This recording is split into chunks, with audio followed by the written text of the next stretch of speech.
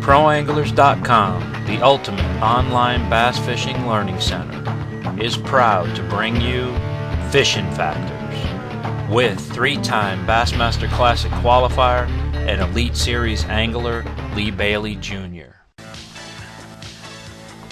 Oh, that's a big smallmouth.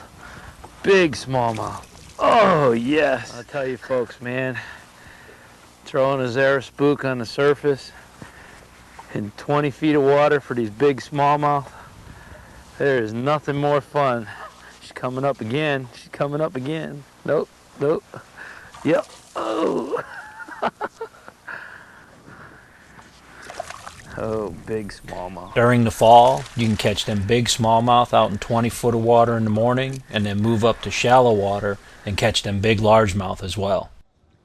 In these shallow lakes like this, the fish don't need but a foot, 2 foot of water. You don't have to have, 10, 12 feet of water for these fish. If they've got a lot of grass, they'll move right up into a foot of water. Nice bass.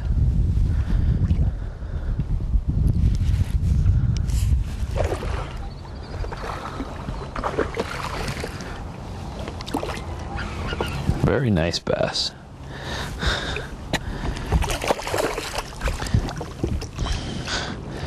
Boy, did he eat it too.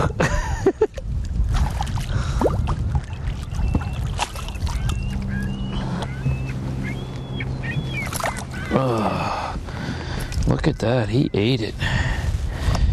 See that though, I found that little ditch where I could get back in the back of this stuff. I'm still fishing the flat though. I mean, I'm only in a couple foot of water, but there's a ton of moss and stuff in here, and that's what they're doing. They're just sitting in that moss. Just waiting for I can get them around that boat dock. Here's a little one. Oh, largemouth. Boy, I threw that Zara spook in around these boat docks, and I had 2 fish pop on it, but they didn't get it. So I figured maybe I'll try something a little bit smaller. See if I can get them to eat it. And this largemouth just came right out from underneath that dock and grabbed it. This is the great part about getting up early in the morning and get out here when the lake's nice and quiet. Other than our audience of crows out there. There's a nice one. Come here, you. That's not a bad largemouth either. I wouldn't mind starting every tournament day with a fish or two like that.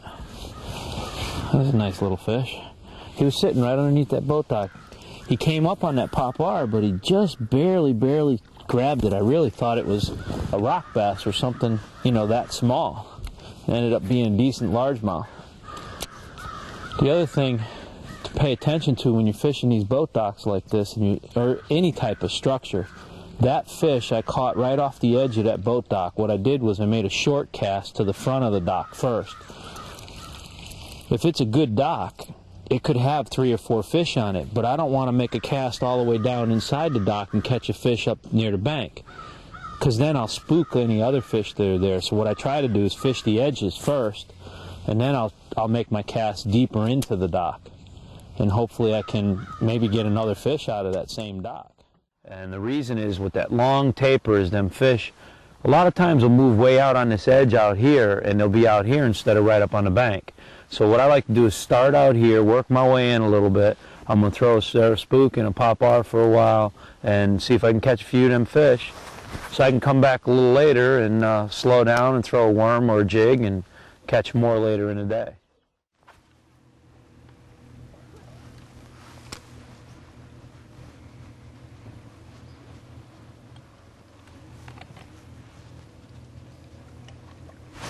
There we go. Nice largemouth. Boy, that fish came up and sipped it off the surface like a little bluegill. It's the way them largemouth are.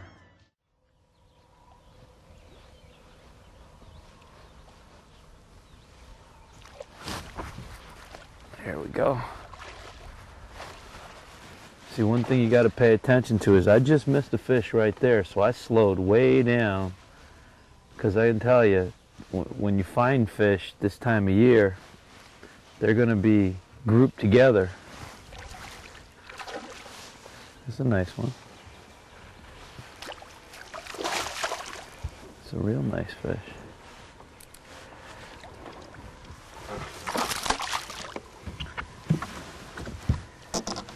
Now, let's see here. Do this without getting a hook in me. See, I slowed way down when I saw that fish. Thank you for watching this episode of Fishing Factors with Bassmaster champion and Elite Series angler Lee Bailey Jr.